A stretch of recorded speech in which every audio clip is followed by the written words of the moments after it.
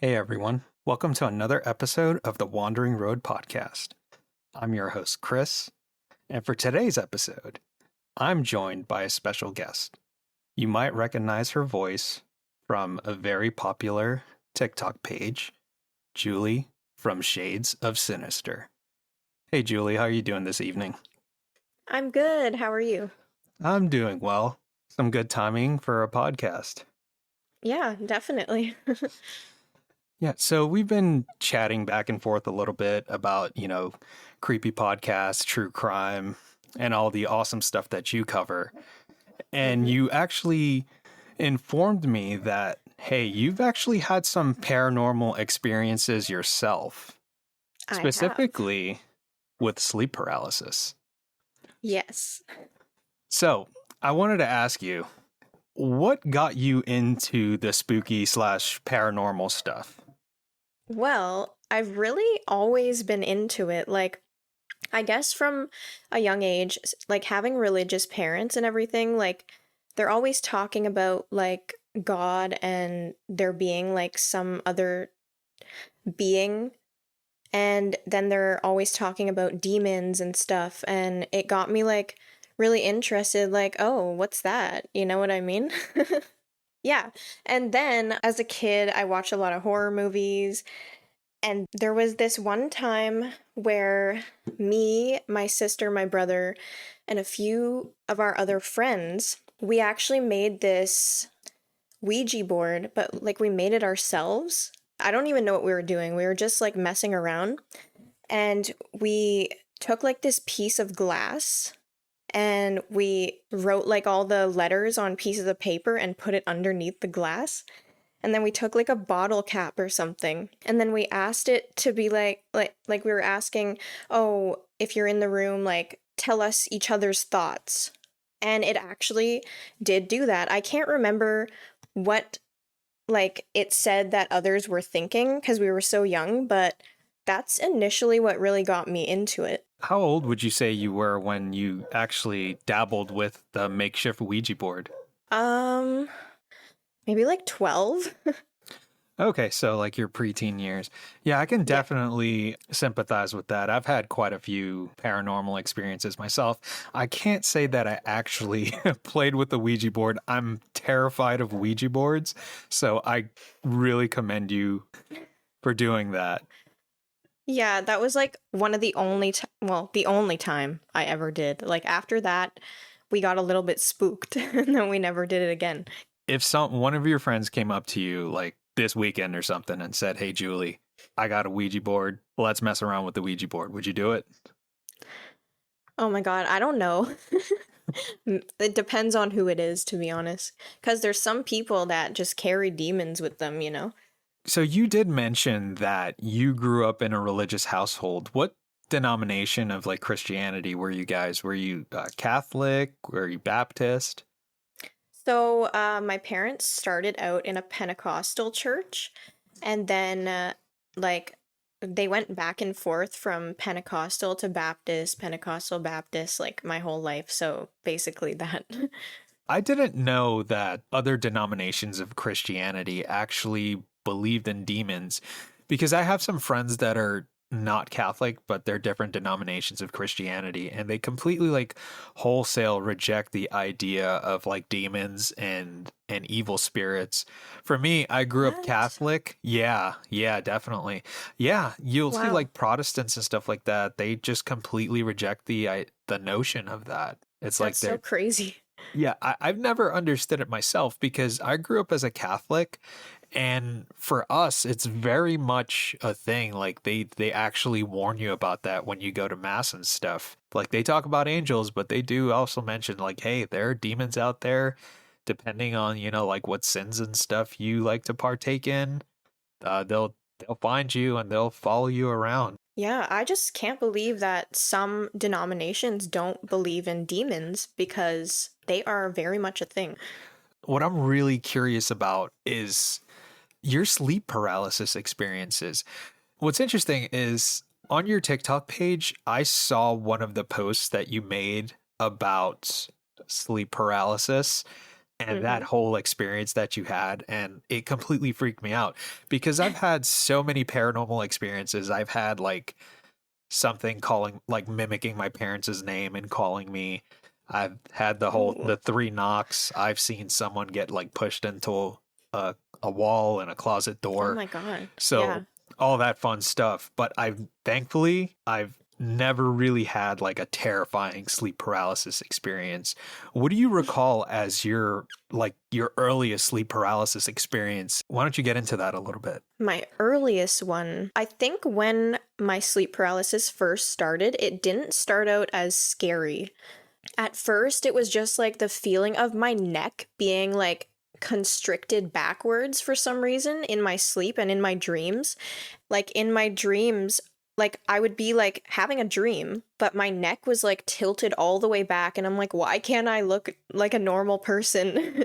Like, so that's how it initially started. And then progressively kept getting scarier until I had like a parallel between dreams and real life. And then they meshed together. And then I had like full blown sleep paralysis. So why don't you go into like one of your full blown stories? The most notable one is the one from college that I had. So, this story occurred when I was in college, like I said, and it would have been in late 2017, early 2018. So, I was living in the dorms and I was living with one roommate, and we shared a kitchen and a bathroom, but we had our own rooms. So, that night, I was laying in my bed and watching a movie on my laptop, and I had my room door open, and my roommate was standing in the doorway, and I could basically just see her silhouette. The kitchen light was on in the back of her. Keep that in mind. So then, yeah, I was like talking to her a bit. I was getting a little bit tired. I was getting tired, and then I felt like I was like starting to doze off. I don't remember like falling asleep, but it's just so weird. It's like I never fell asleep, but like I did? I don't know. So I'm like talking to her a little bit, and then I'm realizing that like from what I can see of her, cuz she was kind of like in the shadows, she's looking at me really really weird. And I'm like, "Are you okay?" And she's like staring at me. And I'm like, okay, I'm starting to get a little bit scared. And then she just turns into this absolutely terrifying demonic version of herself and starts crawling on the floor. And I can't do anything because at this point I've realized that I'm completely paralyzed. I can't even move my head. I can just see her like drop down and start crawling. Like she starts to come into my bed and then goes under my covers, and then I could feel it clawing at me and climbing under the sheets, and like I don't know if it was going to attack me, but I felt everything. It was such a strange feeling.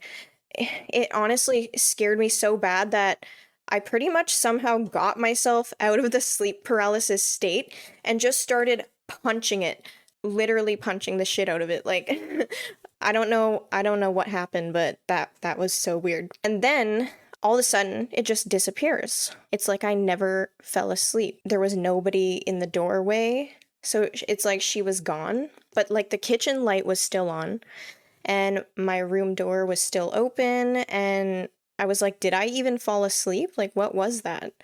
And something interesting after so I told this story on my live the other night, and my roommate that was living with me happened to be in that live, and I was telling this story, No and way.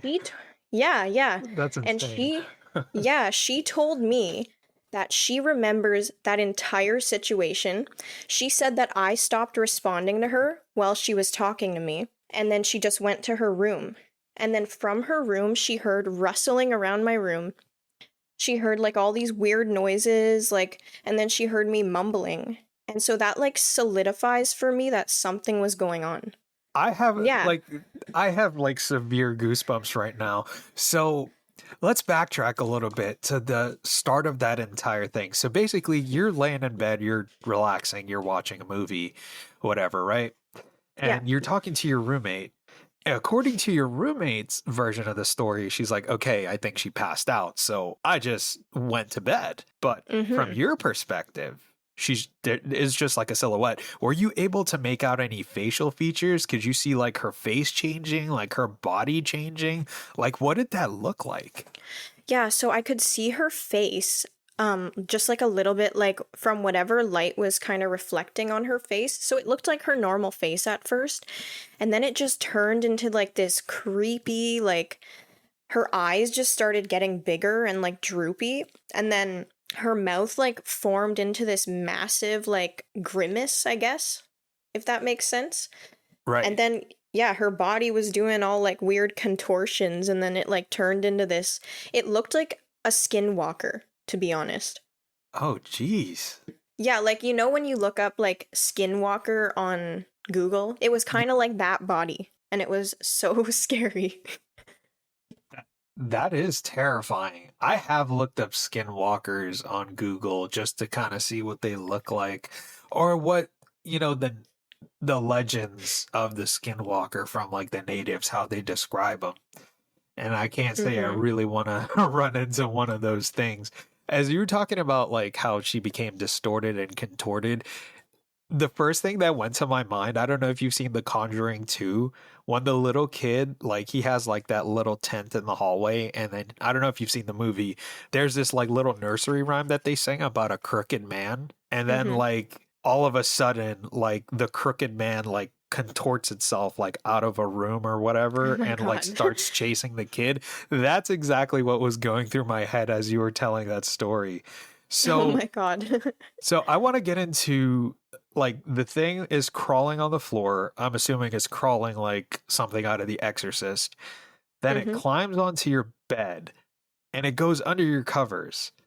Like Yep. what did that feel like? Did you feel any pain? Like Yeah.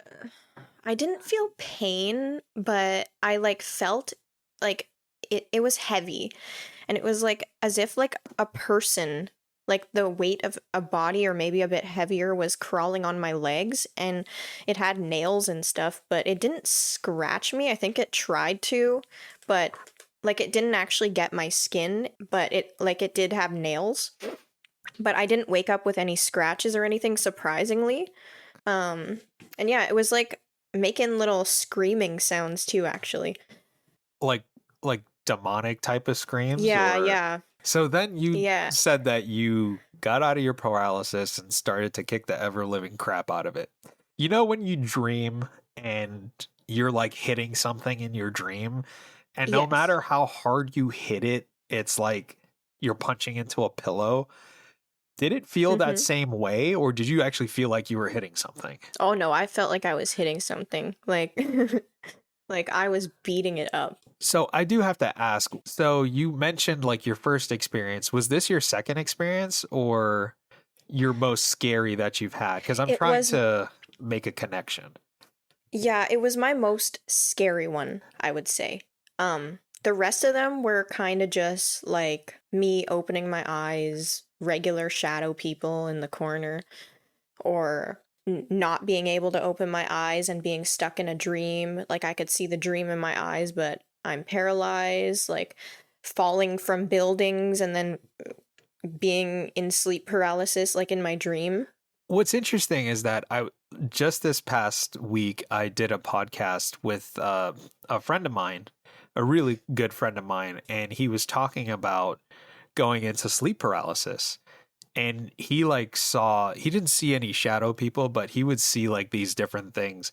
Funny, he said he saw Chucky the doll once, but like Really? yeah, yeah. I think it was because he probably watched a movie or something. But he said that like he saw like a reptilian type of creature at one point, Oh and my then I god. think he might have seen like this, like you said, a shadow creature. So, aside from your sleep paralysis experience, that creepy one and seeing shadow people, have you ever been like do you think you're like sensitive to the paranormal or the other side? 100%. And what makes you think that? Like do you see things out of the corner of your eye? Like could you Yes. elaborate on that? Yeah, I do see things out of the corner of my eye. I've had like a lot of paranormal experiences with dolls. There was like a few incidents that there were like demons in my room when I was a kid. I hear voices calling my name all the time. If I like really tune in, I Even can now? hear things. Yeah, yeah. Like I constantly hear like my name being called when nobody's there. That's wild because just yesterday I had my headphones in and my wife was downstairs and I could have sworn that she called my name. So I go downstairs. I didn't respond to it because my mom always told me that if something calls your name, don't ever respond to it. But when Oh. I was a teenager, I was me being a young moron. I didn't know any better until she told me not to. I would always respond to it. But so I go downstairs and I tell my wife, like, hey, did you just call me? And she's like, no, I didn't call you. And then in my head, I'm like, oh, damn it, not again. But you mentioned that seeing demons as a kid. What was that like for you? Did anyone, like, when you experienced that type of stuff, did you tell anyone? Yeah, so I did tell my parents, and they didn't believe me at first. I Of don't know course. why. And then they like my nana came over and actually like tried to pray over my room and stuff, and like they ended up doing that too. But the story behind that, well, it all started when my friend was sleeping over and I fell asleep, but she was still awake, and we had been watching a movie, and my laptop at the time was open. I was in like elementary school. I don't even know how old I was, but it was like when laptops were like starting to be a thing. And so we had the laptop open and a movie was playing or whatever, and then she said that she looked at my mirror and there was a demon standing in my mirror like smiling at her, and then all of a sudden my laptop closed really fast. And then she told me that in the morning, and I was like, ew.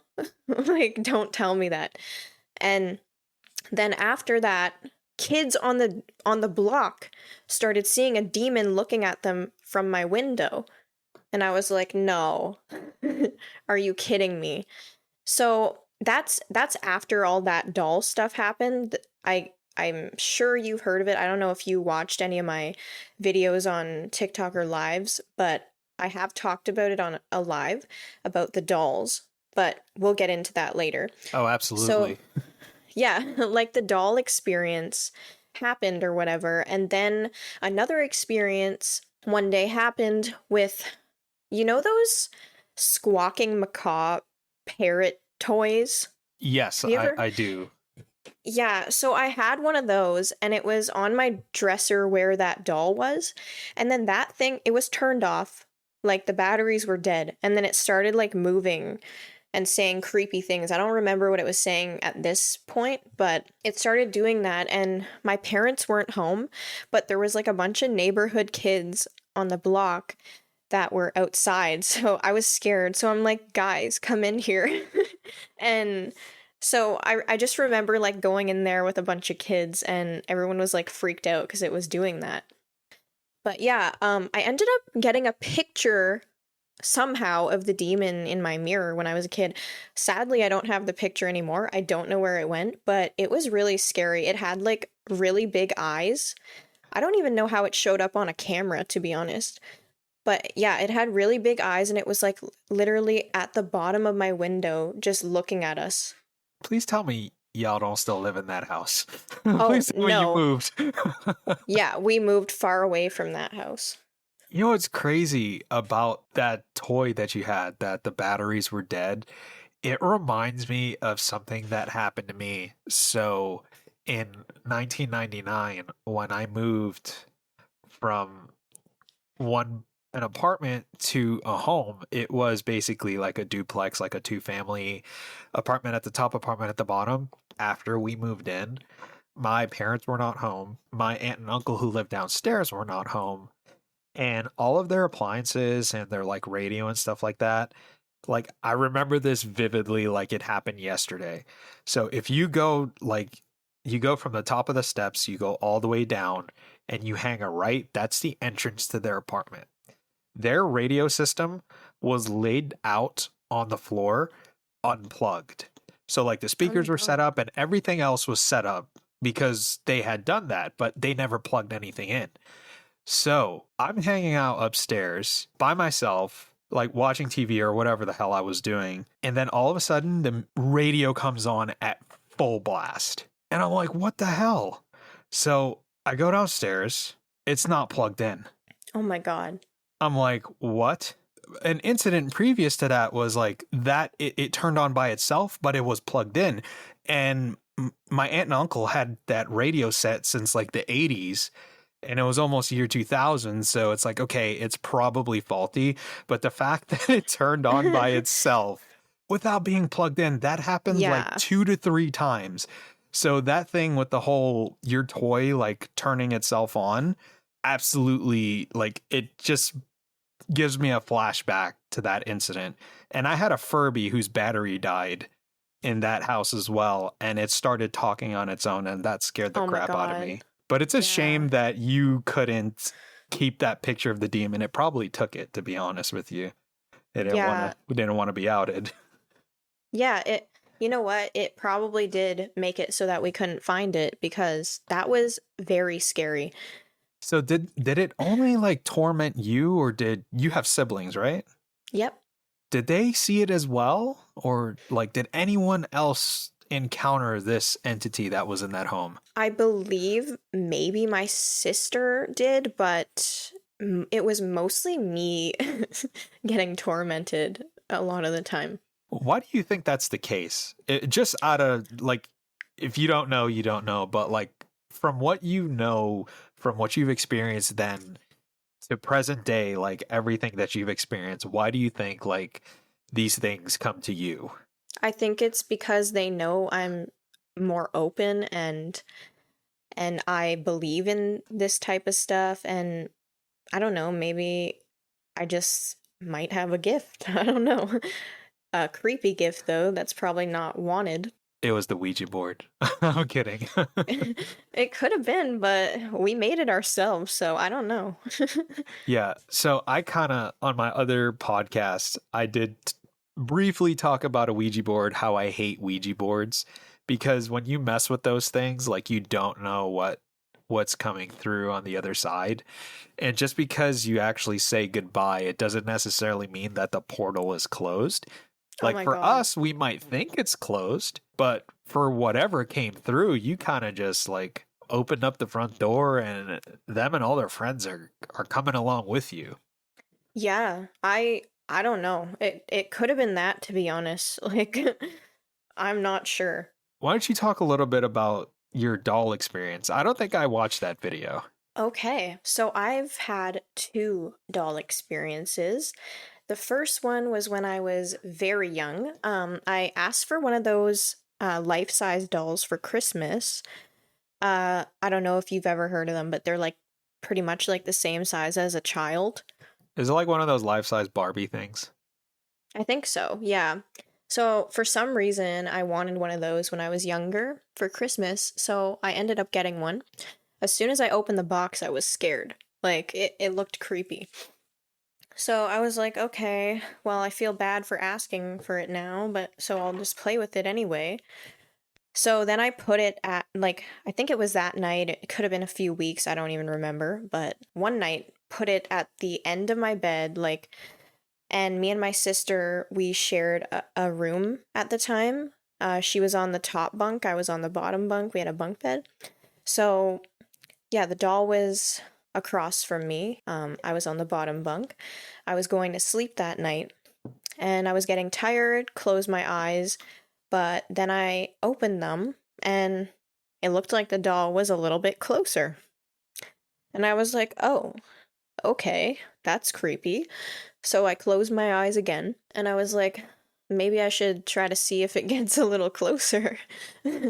And then I did, and like I thought it did. And I did it the third time just to see if I was like tripping. So then I closed my eyes, opened them again, and it was right in front of my face, and that's when I got scared, and then I whacked it out of the way and ran to my parents' room, and that's all I remember from that situation, but I definitely know that we got rid of it.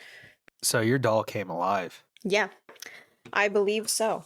That's absolutely insane because my sister like had tons and tons of Barbies and Bratz dolls, and she would like to just have them sitting out in her room, and it would just give me the creepiest vibes.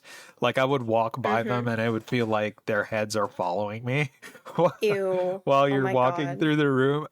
I always hated dolls. I can't stand dolls. Mm-hmm.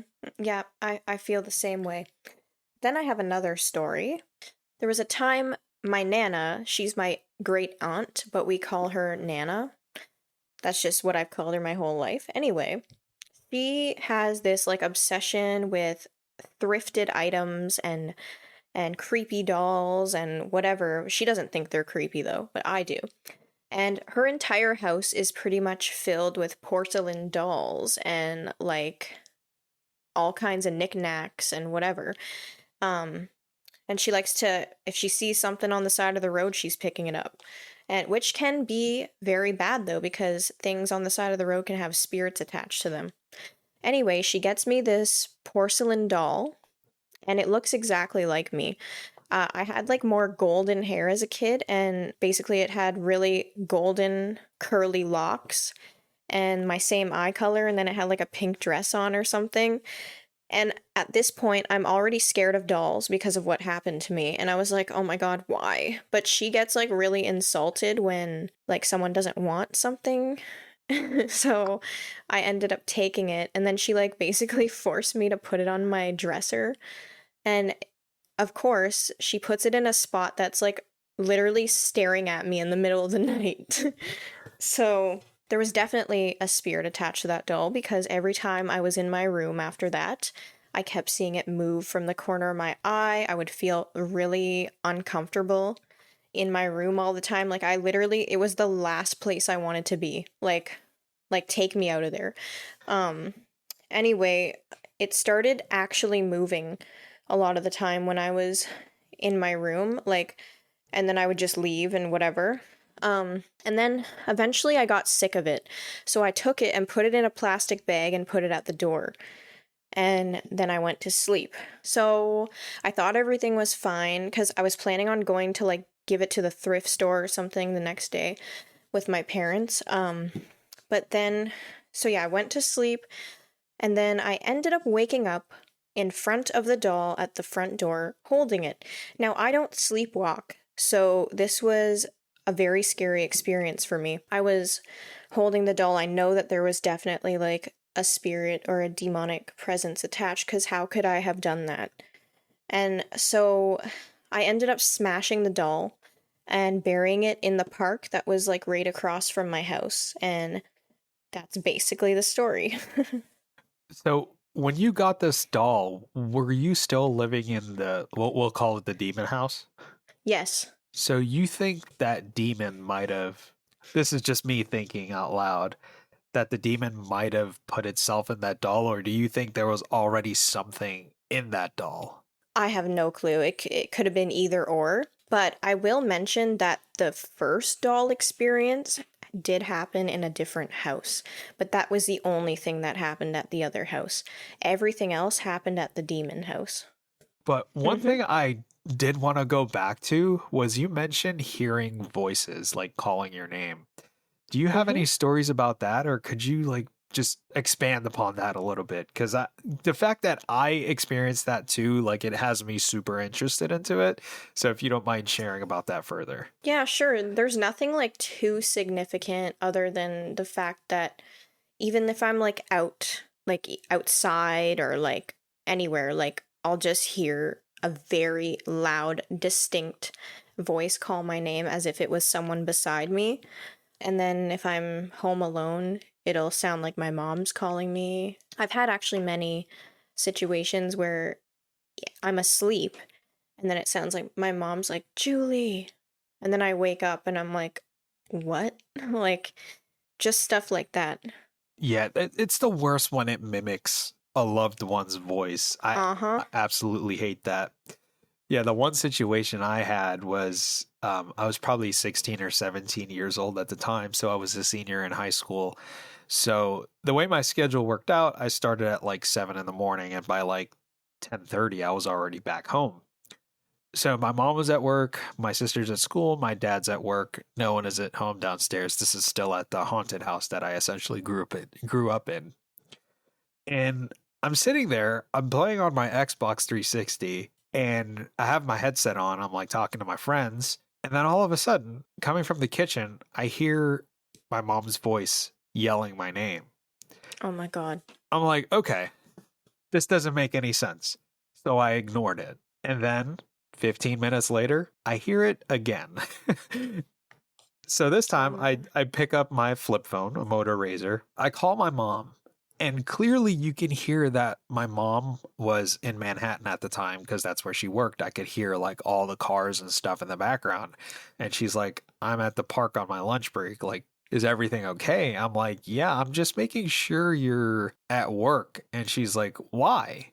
And I'm like, well, I heard you calling my name. And that's when she's like, don't answer it. Just close your door. Don't deal with, don't respond, essentially. So that's what like always gets me. Even now, like, even if I'm like alone by myself at home with my cats and dogs, like I will still hear that sometimes. And it's Oh just my God. absolutely horrifying.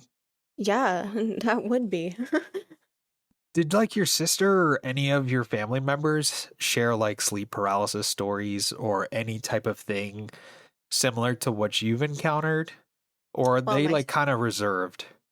my sister actually said that she saw something in my room in my current house back when I was in high school. No. No. What did she She see? did. So sometimes we would like sleep in each other's rooms.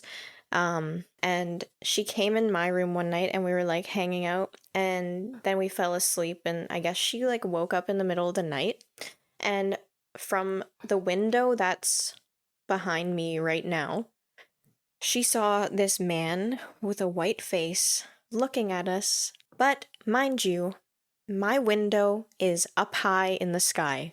There is no way that a person could be up there. So, and she wouldn't lie about that either, because she's more of like an analytical person, and I'm more of like my brain is all creative and like imaginative and whatever. But she's like science, analytical, mathematical. You know what I mean? Right, right. Is she Yeah. skeptical about when you tell her stuff like this? No, because well, she might have been before, but no, not anymore. Not after that. Yeah, I feel like that's a common thing because funnily enough, I up until like age 15 or 16, I was like a staunch atheist. Like I didn't believe in the spiritual realm. I thought there was a scientific explanation for everything until I Yeah. started experiencing what I experienced. But given that we've kind of made the conclusion that like you're pretty much sensitive and open to the other world, do you think your TikTok and everything that you do with those videos talking about true crime, talking about spooky things, do you think that opens you up even more? Have you experienced anything since like an amplification ever since you started going into the content creation with the spooky things? Actually, no. In fact, my sleeps have been perfect lately, but I'll let you know if that changes. Right. So that makes me think, like, I wonder, like, you actually telling the stories of these people and all of these things that happen kind of is like your way to channel. Does that make any sense at all of what I'm saying? Yeah. Yeah, 100%.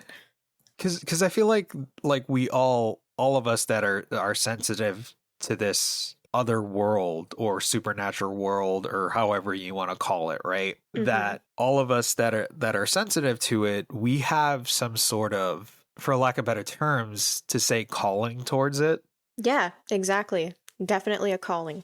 That's why I feel like doing like talking about spooky stuff, like for me, I just feel like super satisfied when I actually do cover these like horror stories, or even the podcast that I just did about the whole Sylvia situation. It feels like, you just feel drawn to it. This is something that you have to do. I have to tell this story Mm-hmm. for people to understand. Like, I can't really explain it. It just feels like I just have to do it without any type of explanation.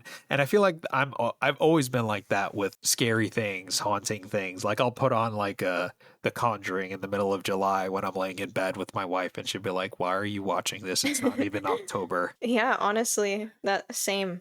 So there was this other topic that you brought up to me that you said you wanted to touch into a little bit.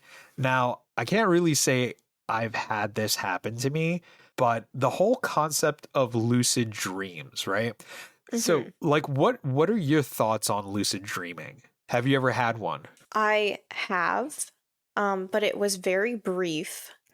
And I've also had a brief astral projection. But anyway, my I was sleep, actually going to ask you that next, but go on. yeah. Anyway, my lucid dream, I'm pretty sure it was when, okay, I was like on top of a building. It's not scary. I was on top of a building and I realized that I was dreaming and I was like, sweet. And I'm like, okay, I'm gonna fly now. And then I was able to like fly for like a long period of time. And then all of a sudden I lost my powers. And then I just couldn't fly anymore and I was pissed. And then I woke up. So that's basically my lucid dream. I haven't really had any like that since. And if I have, I woke up right away. I probably had one lucid dream, maybe, but it was like something super weird. You know, like when you're anticipating something happen, and then Yeah. you kind of like like dream about it, like future dream. I want to call it. You kind of like dream about what you want to happen, as Mm-hmm. opposed to like then it actually happens and it's the complete freaking opposite. That Yeah. like I've had like lucid dreams like that. So you mentioned the keyword astral projection. What are your thoughts on astral projection? For me, I think astral projection is borderline dangerous. And Yes. the reason that I think that is because it's kind of like you're leaving your soul is leaving your body. I might be butchering this, but like your soul is leaving your body to travel to different places. Like it's not necessarily bound to the earth, if that makes sense. Yeah, exactly. It is dangerous because I feel like your soul could potentially float away from your body if you don't. Because I've heard of people like floating away from their body and then it was like hard to get back, if that makes sense. Yeah, I've heard stories of folks saying the same exact thing, but that they have like this umbilical cord of their soul that's like attached to their body, that when they astral project, it kind of like leads them back to Mm-hmm. their body, if that makes sense. Yeah, yeah, I've heard that too. So when you had your brief astral projection experience, like what happened? Was like it anything significant? Did you actually want to astral project, or was it kind of just something that happened? No, I didn't. Like, it was scary, and it always starts with sleep paralysis. People that astral project will normally always have sleep paralysis first. And if you calm down and allow your sleep paralysis to happen, then it said that you will astral project after that. And that happened to me one time, but it was so quick. Like, I got so scared. So I felt my soul like raising out of my body up to my ceiling, and then I like went straight back into my body. It was so scary, but I actually remember frequently astral projecting as a kid and flying all around my house. But that's all I really remember. I just remember flying all through the rooms in the middle of the night and then waking up. So you would astral project as a kid. Yeah, as a That very young, like toddler. So that's why I can't quite remember exactly, but I know I was floating through all the rooms. Now I have to ask because my sister is super sensitive as well. She can see things, she can feel things. Did you ever have a quote unquote imaginary friend growing up that now that you look back in hindsight, probably wasn't imaginary. I had like tons of them. Not scary ones though. They were like little stupid ones. Like, what did they look like? Were they like little kids? Like, why don't you They go were into one of them? one of them looked like a Powerpuff Girl. I don't know, and then the rest of them were like, I don't know, little creatures like with no legs. Little creatures with no legs. Yeah. I don't know. I used to keep, I wish I could find the book. I used to draw them all the time. All the time. So, given that you have had all of these experiences, right? And thinking back to like how you just said, like you had all these imaginary friends, do you think it was just that, just a figment of your imagination? Or do you think it was probably a mixture of like, okay, these are some paranormal entities that are not threatening to me, but they're around because I can see them? Yeah, I think it's a mixture of both. And also the fact, I don't know, I feel like a lot of kids had them too, but I don't know if they were actually like legitimately seeing them, if you know what I mean. Oh, absolutely. I definitely know what you mean. So I Mm-hmm. did want to ask, there are a lot of like, this seems to be common among girls and women. The concept of astrology, like with the spiritual realm and witches and stuff like that. Have you ever been attracted to that type of stuff, looked into that type of stuff, or do you find it to be farcical? I have looked into it. I'm honestly not the greatest with astrology. I have such a hard time reading my like chart or whatever. But a lot of my friends are super into it, so they try to explain it to me all the time. Like I'm an Aquarius, I know that. What else? I think I'm like an Aries moon or something, and then Capricorn something. I don't know. But I feel like it to some extent it's right, but I need to look more into it, if you know what I mean. Like I'm just not I haven't looked into it enough. Yeah. Right in what sense? It doesn't have to be a perfect answer. It's just whatever you think. About what? You said like you think it's right, like astrology. In Oh, what sense yeah. do you mean?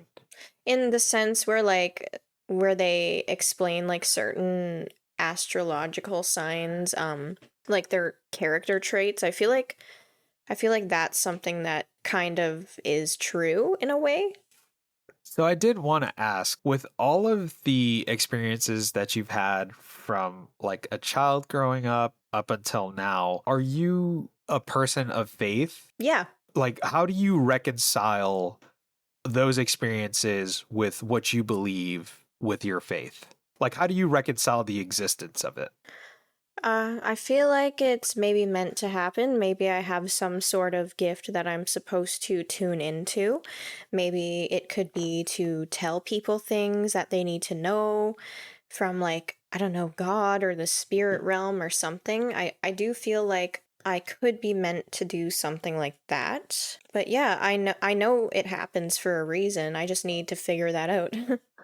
I completely agree with you. Especially for me, when I was a little kid, like my mom like raised me Catholic because she's Catholic. My dad, being Indian, he was not up until recently, probably maybe 15 years ago, he converted. So always having that constant exposure, like when I got to my teen years, that's when I kind of turned away from it and like kind of looked at science and like, okay, this can't be real. But when it starts happening to you, it's like, it's one of those things where it's like, okay, if Mm-hmm. this is happening, this evil stuff is happening, there has to be a counterbalance to it. And that's Yep. the way that I believe and I reconcile with it. Like, let's say you're sharing your stories, or for example, let's say hypothetically you're on one of your live streams on TikTok, right? Mm-hmm. And skeptics start coming in and just start saying like what you're saying, you're lying when you talk about like your paranormal experiences or connecting your connection with the spiritual realm. How would you respond to that, to skeptical people that don't believe in the supernatural or the paranormal and demons and stuff? I would say let them not believe. You know, I could care less because I know that everyone's going to have their own experience one day and it's just a matter of time.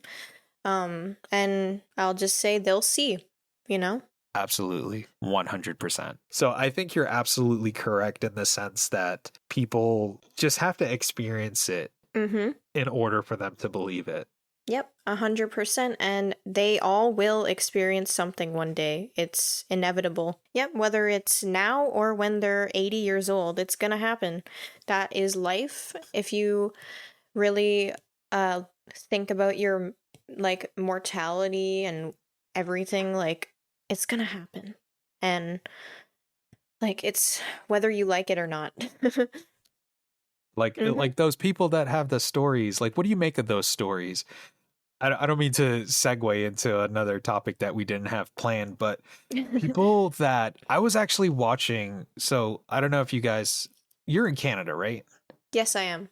Yeah. Do you guys have like Discovery Plus over there, that streaming app where like they have all the haunted shows and whatever? Yeah, I think so. Yeah, I've seen that on my Prime Video, so I guess I haven't checked it out. Yeah, it has. If you haven't checked it out, I completely recommend it. It has like a whole backlog of like haunted shows, like hauntings in the hospital, a haunting, like anything like you could think of with like Wow. paranormal experiences. But it makes me think back to like when people say that they're treating patients on their deathbed and they like see things. Yeah, yeah. No, 100% that's what happens.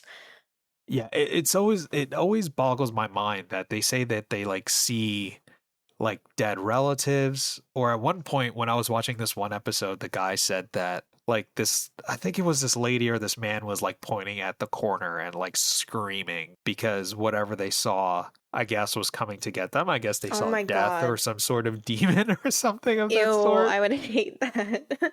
Oh my God. And like literally like the dude, like the nurse or whatever, leaves the room and an hour later they come back and he's like dead in like a petrified state. Oh my God. Ew. Yeah, no. I don't like that. But that is a thing that happens. Yeah. So we've been having a good conversation for about an hour here. Was there anything else you wanted to touch up on before we wrap up for today? Sure, I could tell you another sleep paralysis experience that I had. I have a couple, but I have two that are like really like prominent in my mind. And that the one that I told you already and this one that I'm about to tell you before we wrap up. Go for it. Okay, so this one was actually more recently. So I think it was about like maybe 4 years ago now.